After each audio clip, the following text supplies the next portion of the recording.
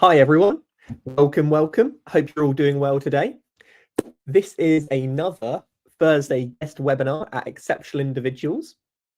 We are currently streaming on Facebook, LinkedIn, YouTube, so thank you. Now, for those of you who are available, introduce yourself in the chat. Who are you? Where are you coming from? It's good to get a feel of the room so we know. This is our second guest webinar of the year, and we have a really special guest today that I'm incredibly excited for. Oh, thank you, April. Anyone else? Now, just so you know, a little bit about us as an organization. We are Exceptional Individuals, and we are an employment support organization for neurodivergent people. We specialize in dyslexia, dyspraxia, autism, and ADHD. We've got a lovely team today. You've got myself, and we've also got our CEO, Danny, helping today, Jess, and of course, April, who is supporting us. They're behind stage at the moment, so you will not see them unless there's an emergency, but there shouldn't be. Now, as well as doing these guest webinars, we've also created a podcast called The Exceptional Podcast. Now, talk about building anticipation, but the last one we did was called The Stimming Pool, Autistic Sensibilities in Film. And this was a really great film that has recently been winning awards all over the place. And it's a film made by autistic individuals and talking about their experiences with stimming, but it's kind of avant-garde. I really recommend it as it's really interesting exploration. But enough of that, let's get to the meat of the day, and we have got a phenomenal guest. We have Nelya Koteyko, and they are the Professor of Language and Communication at Queen's Mary University. And what makes this particularly special for me is that when I was doing my master's project at King's, I used Nelya's research data for my own analysis, and their communication work on autistic communities is honestly groundbreaking and really, really interesting. They specialize in health and science. They talk about different identities. They have large scale models and analyze it. They look at autistic communities and what does it mean? Why did they form? What language has kind of come up from it? They have done lots of projects, including autistic adults online and autism in affinity spaces, as well as looking at risk, stigma, and trust in media and policy. So you are in very, very good, capable hands today. But anyway, with that said, I think it's time to bring on our guest. Nelya, it is an absolute pleasure to have you today. Thank you so much for joining us. Hi, thanks, Nat. Thanks for the invitation. Thanks for coming.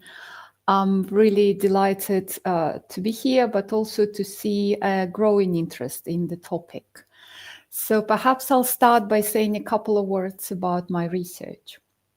My research is in the field of applied linguistics, which is about understanding the choices we make when we communicate, how we phrase things in specific settings, for example, in business settings or in doctor's office. And we as applied linguists always focus on context rather than assuming at the outset that there is a correct way of using language or that there is an impairment, which is more typical for clinical linguistics. So in this sense, applied linguistics is already fundamentally aligned with the neurodiversity paradigm because we talk about differences rather than impaired communicative abilities. So we talk about socializing preferences, for example. So back in 2020, we as applied linguists collaborated with the autistic community and human-computer interaction designers to find answers to the questions you see on the slide. Can you actually see it, if that's okay? Yeah. All right, so the questions are, how suitable are mainstream social media platforms for autistic adults socializing and sensory preferences? And what can we learn from autistic sociality about the design of social media platforms? Neurodevelopmental differences in autism necessitate support, but we know that not all groups receive this support equally. So when it comes to autistic adults without intellectual disabilities, at least back in 2020, there was very limited support in terms of social support, healthcare, but also communication in the workplace. Basically people were left to figure out themselves how to communicate in employment or on different social media websites, interaction websites, because these were not designed with autistic people in mind. Now, before I go to my next slide, where I'm going to unpack a bit what are these socializing preferences, can we have a quick poll where we're interested to find out if social media works for you? Cool, brilliant. Thanks, Nelya. So everyone, nice and simple. All you need to do now is, if you're watching via your computer, get your mobile phone available, take a little picture of the QR code, or you can just go to www.menti.com and punch in the code 74 24 30 37. And that's also in the chat as well. And this will allow you to interact with us today and ask the questions. So I encourage you to do that and let me know once you have. And okay, yes. Alice, unfortunately, I'm not sure if it does at the moment, to be honest. I think it's a thing they're looking to integrate, but once we upload it to YouTube, we will have CC. Okay, and just for those of you who have already been able to log on, the question is, do you think social media works well for you? And just so you know, the code is still at the very top of the screen, should you wish to join later or answer as you go. So we've got yes, no, or sometimes. All right. Could I move on to the next slide, and then we come back to the overall results? Yeah. Yep, absolutely. Great. Okay. So what kind of socializing differences and sensory needs and preferences? I mean, actually, I don't think I need to unpack this too much for this audience, but just in case we have people who are not familiar with autism and neurodiversity paradigm, I thought that a quote from one of our workshop participants illustrates things nicely. So they said, I haven't mixed with other autistic people before, and I can't hold a conversation with a non-autistic person. So life is very much a struggle for me. I'd never have said I'm unintelligent. After all, I've got lots of qualifications. But understanding words, meanings, faces, instructions, and directions, well, I just can't. And in research, in applied linguistics research and in clinical psychology, we know that there's a particular way of communicating when we talk about autistic communication. It is known as autistic sociality. One of the theories is called monotropism, proposed by Dina Murray. And it is about tendency to focus on relatively few things and to tune out others outside of this attention tunnel, as it were. And this also translates into a particular way of interacting. So we know autistic people have focused interests where they prefer to talk about specific things rather than general things. They prefer to have structured interaction and direct way of communicating, direct language. Conversely, when autistic people have to communicate with non-autistics, they talk about socially based sociality. And that's where we have vague language, politeness, indirectness, and small talk.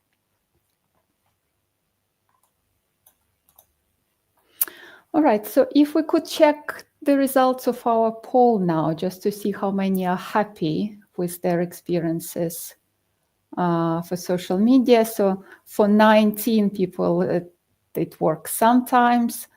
No, we have 6 and 5 years. So we know that some things are not working, right? And as I've said, that's probably because the sites were not designed collaboratively with autistic people as a group. So going back to our project, right, we know that these differences in communication exist. They were mostly studied in offline settings. So we as linguists wanted to know if they work online, when people interact online, whether they translate into similar things or whether there are unique practices and unique preferences. But also, we wanted to know how to adapt social media design, specifically for interaction. And to be fair, the guidelines for in terms of design for disability, such guidelines exist and existed back at the time. But at least back in 2020, it was quite limited. So for example, software design guidelines would speak about access, right? So we need to make sure that we simplify structures and practices for autistic people. And down the line, if you read, usually there's a mention of intellectual disabilities, so hence the need to simplify. This is valid and needed, but it's quite limited. So if we talk about adults without intellectual disabilities, if we talk about specific preferences for socializing, then we need more guidance to see how we can enable that. And that's what we started to do with our project. So the project, as you can see, consisted of 3 main stages. The first 2 were focused on linguistic analysis, so the analysis of language used by our participants as they interacted on different social media platforms. I don't have time to focus on this, so I'm going to focus on the stage you can see in yellow, slightly orange, right? So not the green ones, but the interviews and workshops. So these are 12 co-designed workshops we had via Zoom with 20 autistic participants. So in terms of composition, you can see we have 6 identified as non-binary or agender, 9 female, 4 male, and 1 undisclosed.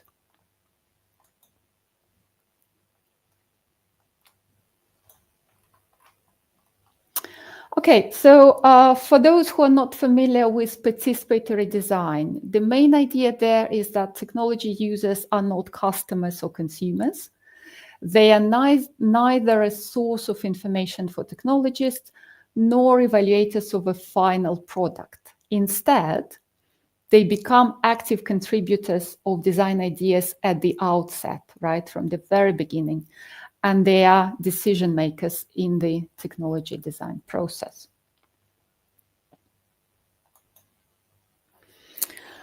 So how we did it, how did we involve the autistic collaborators to discuss with us what needs changing about social media platforms, what works, what doesn't, and what kinds of features we would ideally like to see.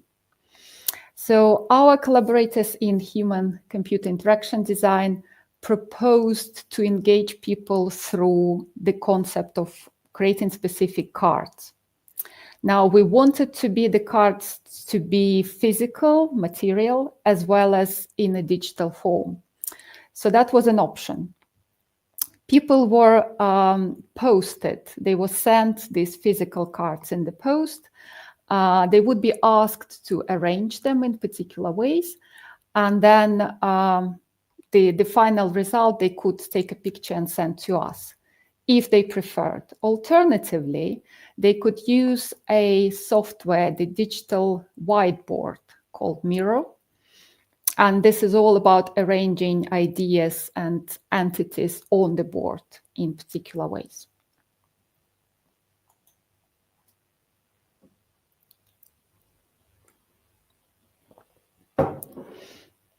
All right, so we decided all workshops will be composed as a 3-part process, from description, describe, to reflection, and then actually making. And this is making the features we would ideally like to see on social media platforms. So for the description stage, we decided to go back to the evidence we already had at the time about what autistic participants do on social media. So remember those stages in green? That's the language and linguistic practices people do. So we summarized the results, summarized the evidence we already had on the card. So here you can see a physical card. So short snippets about our findings. Hopefully you can make out a sentence there. So results of observation show a clear preference for replies. The idea here is that we do not just tell people to start thinking about things, right? We give some kind of prompt. We want to see whether findings resonate with people or not. So this evidence was arranged sort of thematically through the cards. Can be done in physical, at a person's home. And it was also done like this on the screen, so on that digital platform Miro. And then we asked participants to comment and to discuss and to engage with specific topics they would see on the screen. Now, that was one set of workshops. After that, we summarize what we have and we proceed to the next stage. And we thought that on the basis of some of the initial views that participants gave us, that it would make sense to probe a bit more into some of the challenges, maybe some of the benefits that people reported. And a good way to do that is through questionable concepts. So these are deliberately controversial concepts. They don't necessarily exist in real life, and they probably, some of them were quite controversial, so they probably are not the candidates to be implemented in the future. But they are quite a good way to spur discussion, to encourage engagement. So they are also quite humorous. And they indeed engendered a very lively discussion among participants. So the example you see there, again, it's a card where you can scan the code and you can see how the feature works through that code. This one is called translator. So translating neurotypical stuff into autistic way of understanding and doing things. So in this case, it removes neurotypical noise from social media threads. No emojis, no GIFs, no rudeness, and no smarty pants comments, just the facts. So that's what our participants voiced in the previous stages of the project. A focus on the facts, a focus on specific things, rather than this noise we frequently see on social media platforms. And the result, so an example of how a feature would do it, you can see there on the left or the right for me. So in response to a dangerous maneuver by a Tesco delivery van that endangered a cyclist, right? And then summary of comments posted, just the number of types, not the different emojis, and then further down, breakdown of facts there. That's one. There were quite a few different features. I'm showing just a couple. Another one is the small talkifier. So this is the opposite. If you want to take an autistic post, for example, social media post, and you want to address it at a, let's say, neurotypical person, right? Then you would small talkify it. So you would add less direct language, right? More politeness, more small talk.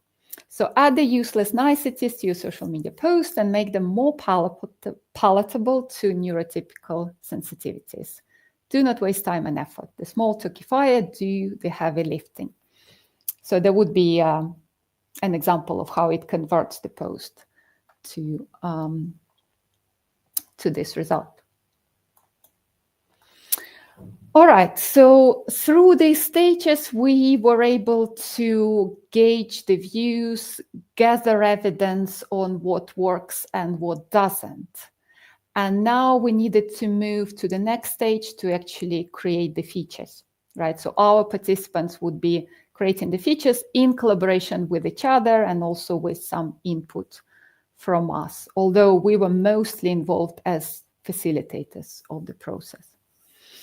So again, we have physical cards here, and there are 3 types. You can see participants sorting them in some of the other workshops. So we had blue cards, blue or blue-grayish, as you can see there. These were about actions. Both actions that exist on social media, such as delete or share, but also feasible actions such as remind me. So on this one side of the card, you can see the name for the action. If you turn it around, you can see description, what it does. Now, orange cards were about entities or things, such as rudeness, right? We know that participants raised rudeness and bullying on social media as one of the issues. And last of all, there are white cards, which are about things that are missing. So participant can put either an action or an entity themselves and give this meaning. There you see arrangement of all the cards. So that's the choice. A participant would face all of these cards and would be asked to arrange them in particular order. They decide on how they arrange them to achieve a specific feature they want to see. So I'm going to describe some of the features. There were close to 40 features proposed by our participants. So I'm not going, of course, to cover all of that. There's a link to the website where you can find most of our work. So not just publications, but the toolkits I'm going to introduce. And there are also links to open source repositories where you can see the actual cards. Okay, so some of the very interesting features which were suggested. Participants were asked to arrange the cards, to give a short title to the feature, and also give a short paragraph explaining what it is about and how it is supposed to work. So here we can see 2 blue cards. These are actions such as search and connect. We have an orange card for entity, which is stranger. And participant called this connect by interest. So they said, maybe I want to talk to more people who are interested in autistic parenting, or I want to talk to people who are interested in washing machines. I'm thinking, oh, I'm really interested in this. I'd love to meet more people who like those things. So I'd like to be able to search that way, find some people, and then decide whether to connect with them or not. And this was explicitly put forward in contrast to suggestions given by algorithms, right? To these prompts we sometimes see in terms of proposed connections. Now, the next one, in terms of actions, we see delete, delete and scroll through. Moving images is a blank card which participant added themselves, and then we have voice, audio, and feed as a timeline. And the participant called this activate stillness. And as you can guess, this has to do with the feelings of overwhelmed, going back to sensory preferences, which many participants raised as an issue, right? So being bombarded with still or moving images and audio which switches on. So the participant said, sometimes you want your scrolling to just be pictures and text. No sound and no moving images, because when you put headphones in, it can be quite really startling. So remove any moving images to have a calmer scrolling where things are still and where you're just looking at images, still images and text.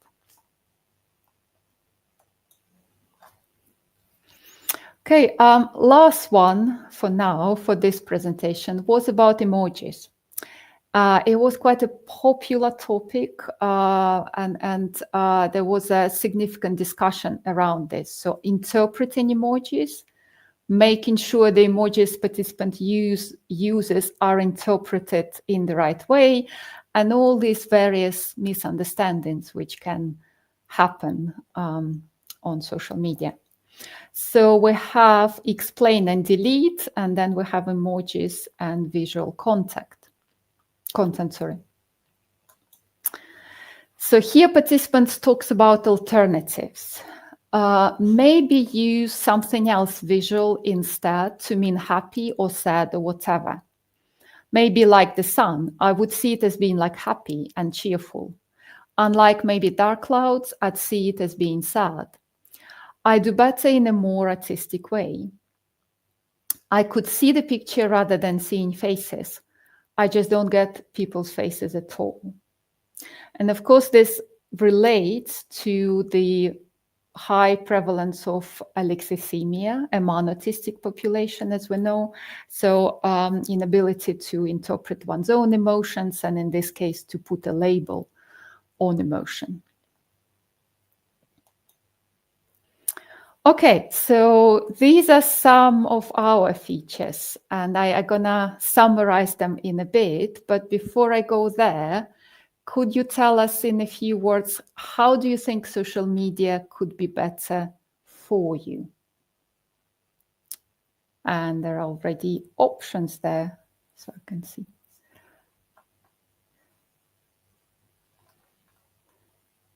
We could take a minute because it's probably, it takes more time than just saying yes or no. But we could also continue with this as I talk, and we come back to this in a couple of slides, if that's okay.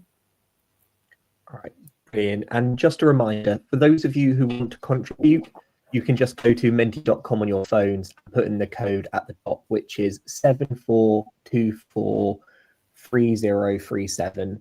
And as Nelya said, we'll come back to this in a moment.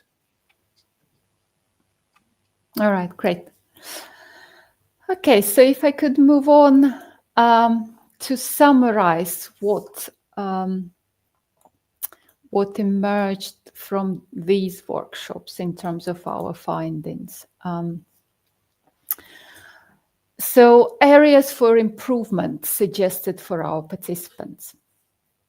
The first one is supporting interest-based sociality, right? So as we know that autistic sociality often revolves around specific and focused interests.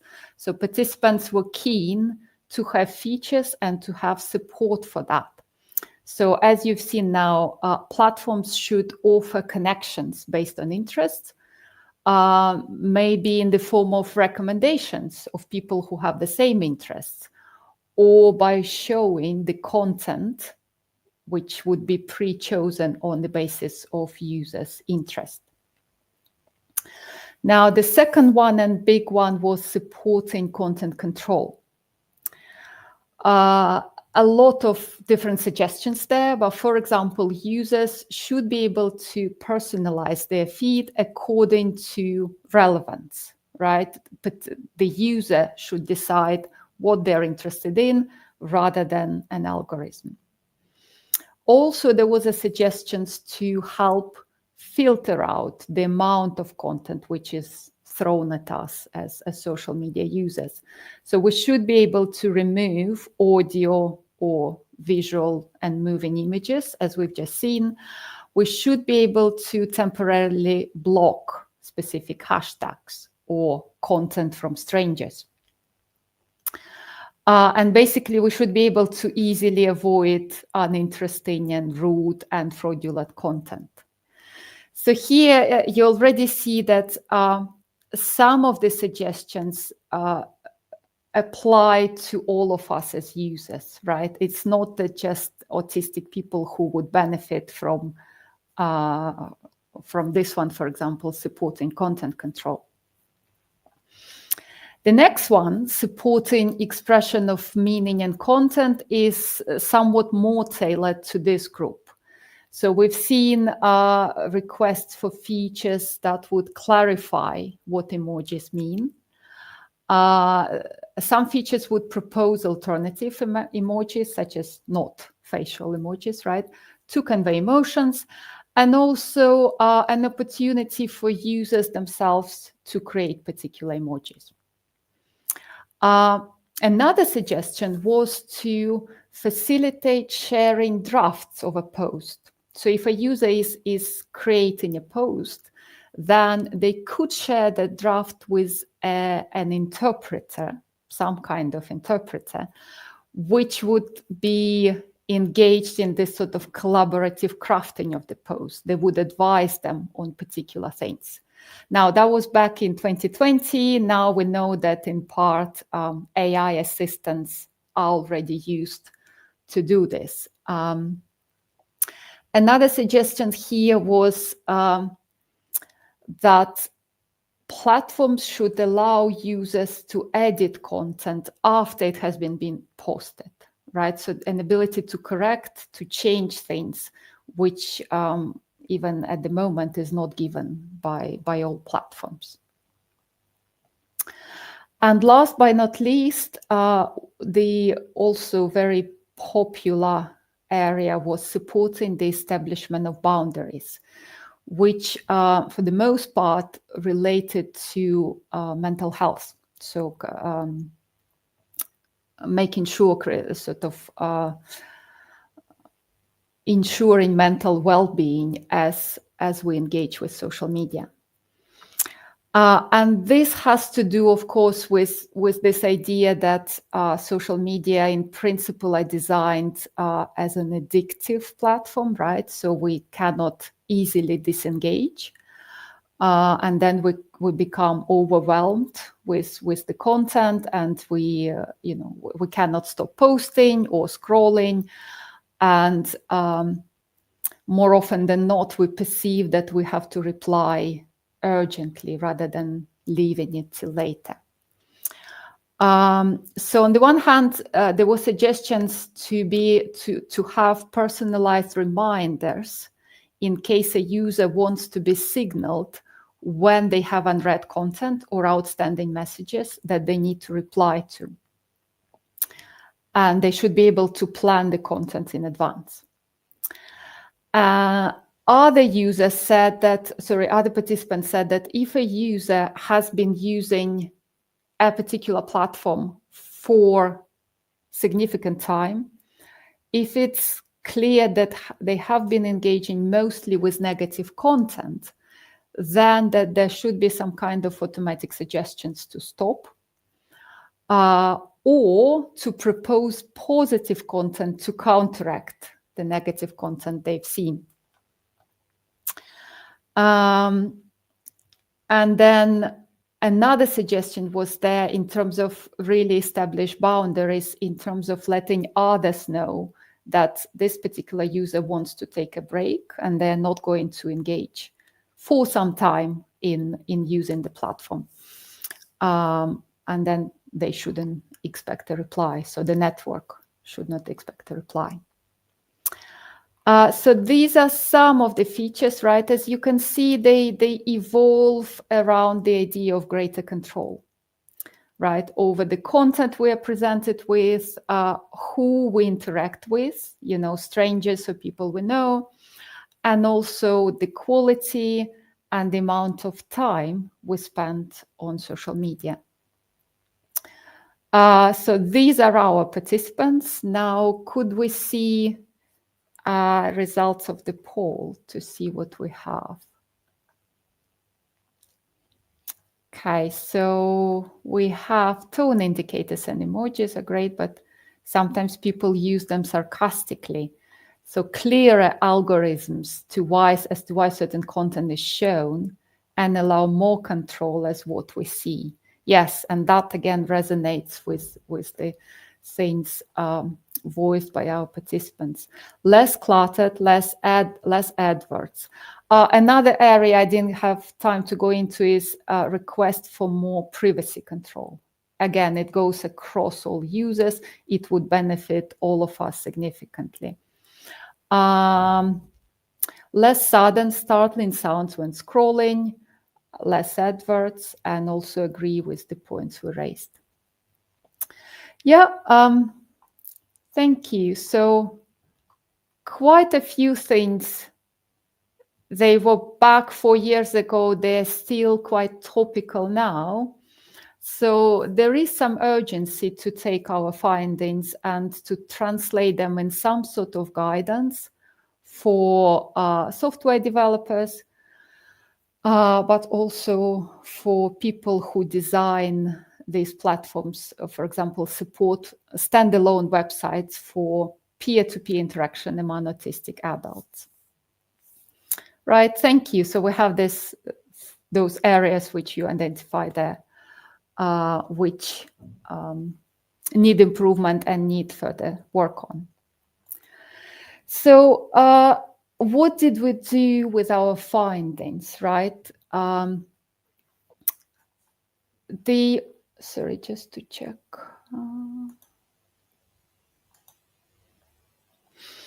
Okay, first of all, what we did in the project, how we did it, there is a lay public summary available, which you can see on the link. This is quite extensive, detailed report for each stage of the project. Also, we took the findings from this group of participants to design further workshops. And there were 2 sets of workshops. First one would be workshops with software designers and more autistic people, developed as a sort of collaboration between these 2 groups to decide what should go into the guidance. Right, and the result was Toolkit 1 for software designers, what they should keep an eye on, how they should work with autistic people to improve design. And the second set of workshops was with autistic people, charity representatives, and digital managers. The idea here is that these groups may not have technical expertise in software design, but they would still benefit from the knowledge of these improvements, right? How to do them, because some platforms allow customizations, right? There are certain things you can do with Facebook to customize it a bit, or there might be standalone websites which should be designed with these principles in mind. So in that sense, we have 2 toolkits, one for designers and one for third and public sector organizations.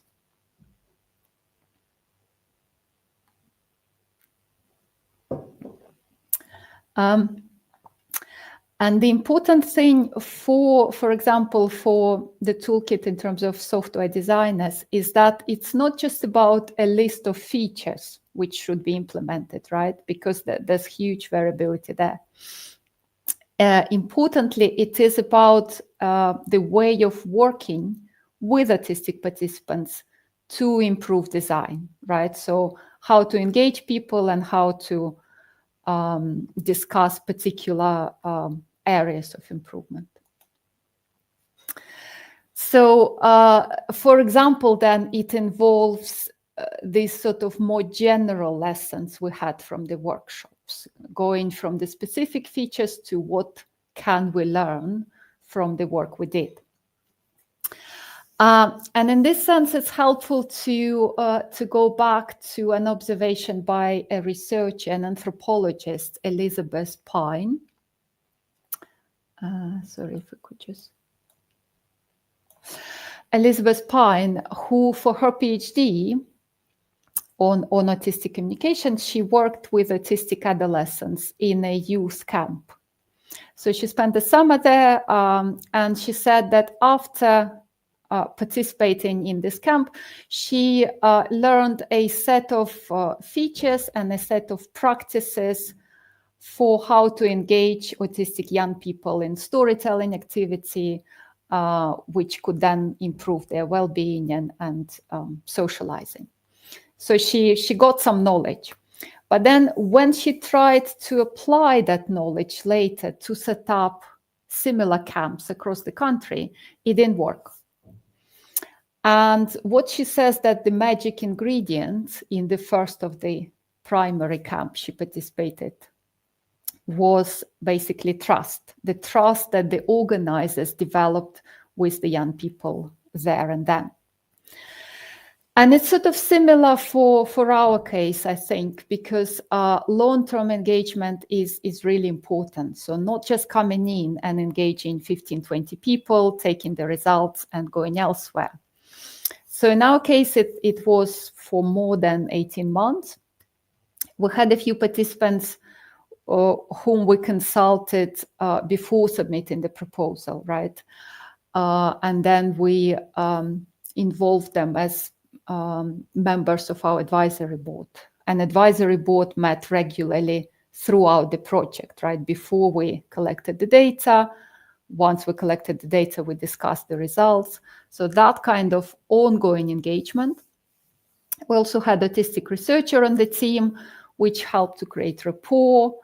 Participants were able to choose whether they would be interviewed by autistic or non-autistic person. So all of that kind of contributed to trust and to the sense of connection as well, which I'm going to cover in a minute. The second point was the fact that we offered both structure. The activities were quite structured. You remember there would be cards with already some evidence, right? Not just start reflecting from zero, right? There was a certain structure there, but at the same time, there was we gave a lot of room for creativity. So in terms of how participants want to arrange the cards, the kind of features they propose, and also what they're comfortable with. So feedback from workshop 1 informed the structure for workshop 2. And then that's what we mean under the agreed rules of participation.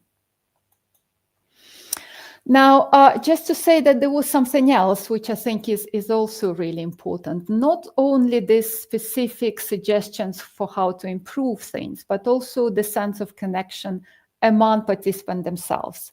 And we are not the first research project who observed this. So we know there are higher rates of loneliness among autistic people. And as a result here, people mention the need to be involved. And as we have here, have an observation. I have ended up grouped with such a fantastic group of creative autistic women. I am learning that I'm not alone, though. It would be good if participants could have a group online so that we could talk more. And indeed, in the case of our participants, one of the participants actually created such a group. And then it has been much to my surprise, so it could have been daunting. We appreciate at the start, an enjoyable and rewarding experience, and not nearly as stressful as I had envisaged. So again, here references to us as a group, right? We all had a blast and made me think about social media and promoting neurological diversity. All picked out some very good suggestions about how we struggle. Okay, so there's the sense of collaboration, sense of community, and also humor. So humor was pervasive through 3 workshops, and I would like to end on this note, right? So collaboration and humor. Remember that participants talked about encountering rude and offensive content, right? This was a significant issue. So one of our participants proposed creating a social media feature which would reward positive pro-social behavior, right? That there would be some kind of prize or reward. But they struggled to name it. And then this collaborative ethos kicked in, and we can see it there. So we have a facilitator asking, John, I'm going to ask you the same question again. If you had to give this a title or name, John, honestly, couldn't think of one that didn't sound cheesy. And then someone else comes in and says, don't be a dick. Facilitator says, so what do you think about that, John? And John, that's pretty accurate, yeah. Don't be a dick, win prizes. So accidentally or not, this is also a title of our next paper, which is currently in draft. So hopefully we will see it in print soon. And I think I stop here. Thank you very much for listening. I'm ready for your questions. And if you want any further information, you can go to our website or please email me and I can send you copies of the toolkits that we have. Thank you. Thank you so much, Nelya. That was really, really interesting. And it's so great to know that work is going on in this area. Like most things, anything that would support people with autism typically would help people who do not have autism. And I think a lot of these things are quite universal. I would like to open up questions to the audience now. So if any of you do have any questions that you would like to ask, by all means, you can use the app or you can use the chat. And just for those of you who know, I will be sending the research papers across if you signed up via the Eventbrite link. And we can also send the slides, so you will get them as well. Now, if any of you are thinking of questions, I have some myself, so I'm going to ask mine. So the first question is, how did long-term engagement with autistic individuals shape the study's findings?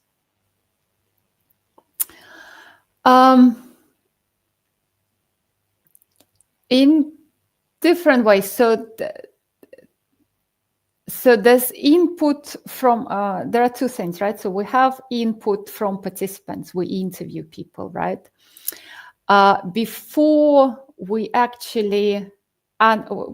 analyze and say these are the results, right? We take the preliminary findings to our advisory board.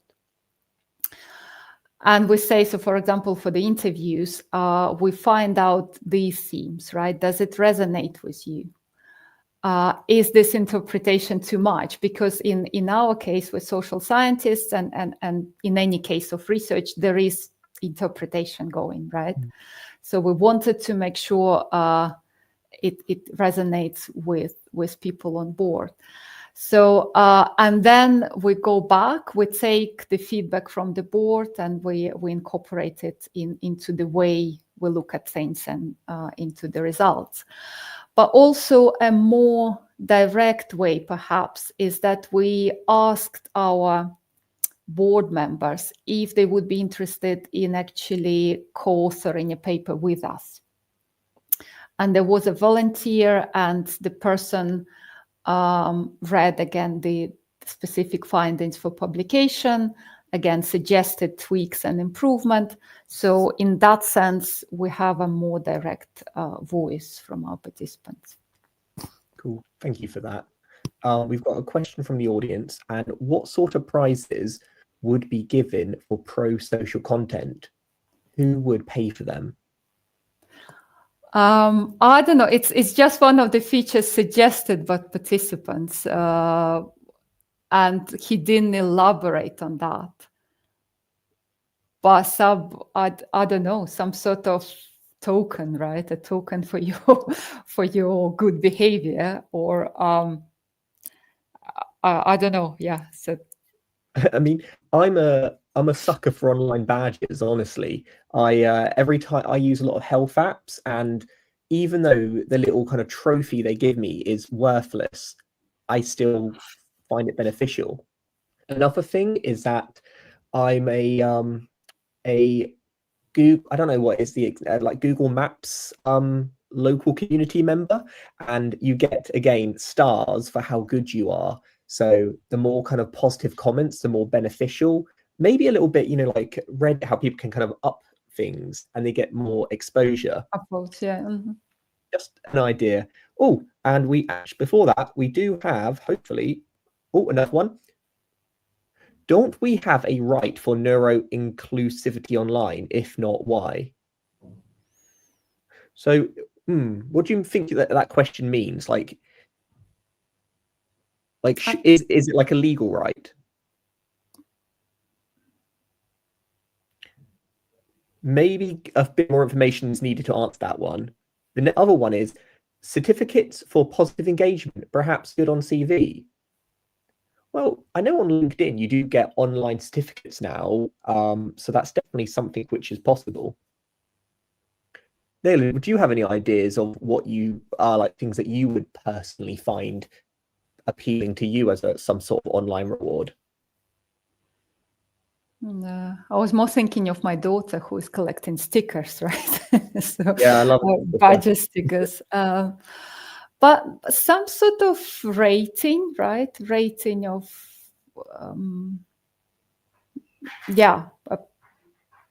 but a user with a higher rating gives some sort of with a higher rating of good behavior, if that's put as an evidence on their profile. Maybe that worry because I don't know if you've seen there's a Black Mirror episode where you get this like social media and you kind of go up in ranks, a little bit like the system that they use in parts of China. So with all things, there is a chance of them being used for bad. So is there anything we could do to like mitigate it? For instance, people put likes and dislikes, and then people got kind of obsessed with them into the point where Instagram has now taken them away for some content creators. Yeah, how to actually engineer them, right? And who decides? Do you just completely leave it open? Or do you have a moderation in place for decision making at this stage? I wouldn't know. That's fair enough. Well, okay, how about this one? And this is another one from myself. Were there any surprising findings about autistic social media use? So maybe things that you weren't really expecting, or maybe differed considerably to their neurotypical counterparts? I would say there are findings which people who do not know about neurodiversity would find surprising, right? So we know there is autistic sociality, but we have to almost prove it and fight for it often, right? But we found that on Twitter, that there are very active and very prolific communities which socialize without issues, right? And in fact, when there's advocacy communities, they are particularly strong. So I think that's the message which we have to keep putting forward, right? That basically that there is nothing surprising, and that autistic people socialize, and they socialize well, and they do it online. It's just that for some people, for some clinicians, maybe this can be a surprise. Oh, thank you. And we've got two more questions I'd like to end on. Let's remove that banner. The first one being, how do we put the responsibility on creators of social media platforms to engage with this conversation? So basically, how do we not preach to the converted and we get the people who can actually have decision-making power to read your toolkit? Yeah. Well, in the case of us as researchers, right, who also don't have all the power, the way is just to keep trying. So we created the toolkits. We will have, if we get enough funding, further workshops and further engagements to hopefully involving policymakers as well, as to what kind of guidance is needed to make sure we have this change, right? And hopefully, as we discussed, I think briefly, is we need to be able to spread this message widely to employers, for example, who use digital platforms often for workplace communication, right? And it's the way those digital networks are designed, which is also important, right? Because they have autistic employees as well. I cannot say at the moment that we have Facebook participating in our workshops and saying that they will do change, but we are at the start, right? So hopefully among the software designers who come to our workshops, there will be people who would like to spread the message and to engage more players with more powers, so to speak. I think you're doing the hard work for them, so it makes sense for them to get involved. Though I wonder if you have any kind of comments on the recent pushback with Facebook and the US in general around kind of DEI. Do you think that might have any repercussions on the work you're doing? I don't know. It has to be seen with the current climate, right? I can't predict what will happen in 2 or 3 months. So no, that's fair enough. Obviously it's concerning, but hopefully something happens. And yes, this one is, I think, quite interesting, and it's about the kind of contradiction between these often co-occurring neurodivergence. So is there a potential clash between the needs of autistics, who typically take things a bit more literal, and dyslexics, who might regard the former as annoying? And this could also be branched out to ADHD, dyspraxia, any sort of alternative cognitive processing. I mean, on the face of it, yes, right? There are these divergent tendencies, but we know that autism is such a vast field, right, of different developmental differences, and we know that there are autistic people who are dyslexic. And in fact, we had a person who had, I think she was, they were dyslexic and autistic in the workshop. But is it a clash? And basically the question is, when does it matter? And how can we communicate around it? So on paper, it does look like it's a clash, but in practice, for example, in the workshop, it's all about mutually agreed rules for communicating. So as soon as we set those up, and they have to be set up in consultation, right? We don't know things at the outset. Then I would say there's no clash, so that there are ways around it. Okay, thank you so much for the answers. And just for everyone, before we completely conclude, I would just like to let you know about next week's webinar. And we are taking a look at classic autism, so the original definition of what autism was, and having a little look at the history. So do check that out on our Eventbrite if you're able to. And if you are interested in watching this later, as well as our whole heap of backlog catalogue, do go onto our YouTube channel, which you can just find by typing Exceptional Individuals.